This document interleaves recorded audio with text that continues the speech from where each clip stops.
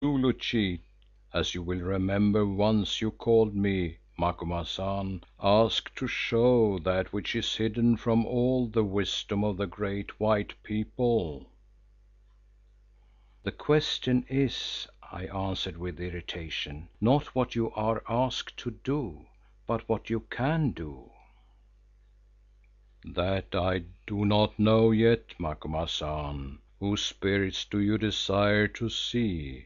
If that of a woman called Mameena is one of them, I think that perhaps I whom she loved—" For the history of Mameena, see the book called Child of Storm, Editor. "She is not one of them, Zikali. Moreover, if she loved you, you paid back her love with death." "Which was perhaps the kindest thing I could do, Macumazahn, for reasons that you may be able to guess and others with which I will not trouble you. But if not hers, whose? Let me look, let me look. Why, there seems to be two of them, head wives, I mean, and I thought that white men only took one wife, also a multitude of others. Their faces float up in the water of your mind, an old man with grey hair, little children, perhaps they were brothers and sisters, and some who may be friends. Also very clear indeed that Mameena whom you do not wish to see. Well, Macumazahn, this is unfortunate since she is the only one whom I can show you, or rather put you in the way of finding, unless indeed there are other Kaffir women." "What do you mean?" I asked.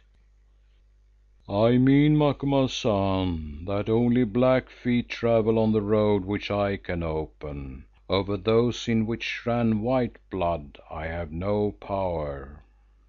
"Then it is finished," I said, rising again and taking a step or two towards the gate. "Come back and sit down, Macumazahn.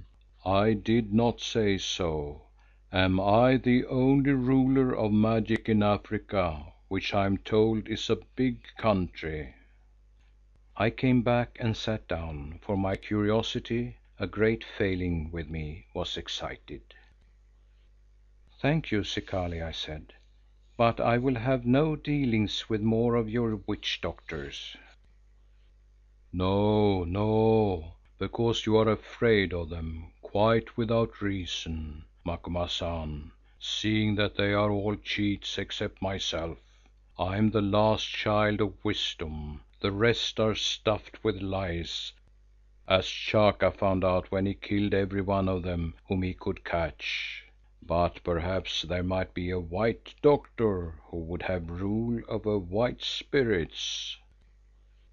"If you mean missionaries——" I began hastily. "No, Macumazahn, I do not mean your praying men who are cast in one mould and measured with one rule and say what they are taught to say, not thinking for themselves."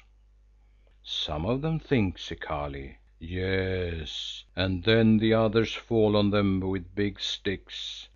The real priest is he to whom the Spirit comes, not he who feeds upon its wrappings and speaks through a mask carved by his father's fathers. I am a priest like that, which is why all my fellowship have hated me." "If so, you have paid back their hate, Zikali.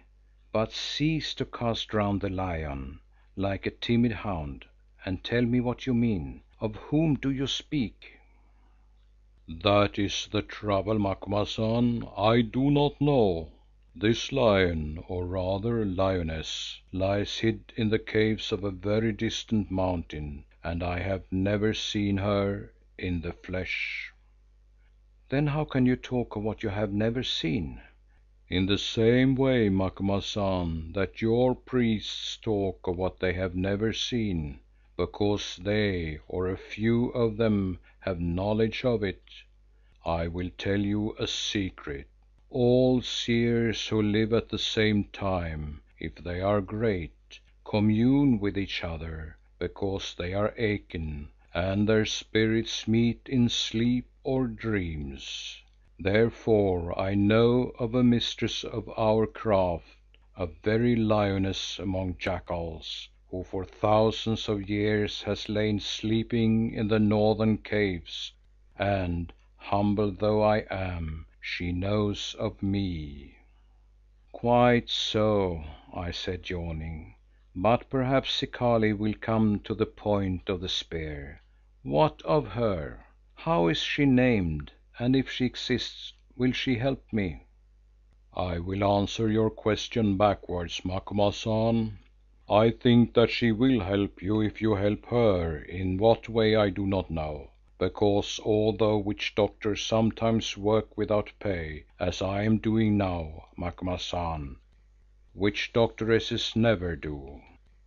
As for her name, the only one that she has among our company is Queen, because she is the first of all of them and the most beauteous among women. For the rest I can tell you nothing, except that she has always been, and I suppose in this shape or in that will always be while the world lasts, because she has found the secret of life unending." "You mean that she is immortal, Zikali?" I answered with a smile. "I do not say that, Macumazahn, because my little mind cannot shape the thought of immortality. But when I was a babe, which is far ago, she had lived so long that scarce would she knew the difference between then and now, and already in her breast was all wisdom gathered. I know it because although, as I have said, we have never seen each other, at times we walk together in our sleep, for thus she shares her loneliness, and I think, though this may be but a dream, that last night she told me to send you on to her to seek an answer to certain questions which you would put to me to-day. Also to me she seemed to desire that you should do her a service, I know not what service." "Why does it please you to fool me, Zikali, with such talk as this? If there is any truth in it, show me where the woman called Queen lives and how I am to come to her." The old wizard took up the little assegai which he had offered to me, and with its blade raked our ashes from the fire that always burnt in front of him. While he did so he talked to me, as I thought in a random fashion, perhaps to distract my attention, of a certain white man whom he said I should meet upon my journey, and of his affairs, also of other matters, none of which interested me much at the time. These ashes he patted down flat and then on them drew a map with the point of his spear, making grooves for streams, certain marks for bush and forest, wavy lines for water and swamps, and little heaps for hills. When he had finished it all, he bade me come round the fire and study the picture, across which by an afterthought he drew a wandering furrow with the edge of the assegai to represent a river, and gathered the ashes in a lump at the northern end to signify a large mountain. "Look at it well, Macumazahn," he said, "and forget nothing, since if you make this journey and forget you die. Nay, no need to copy it in that book of yours, for see, I will stamp it on your mind."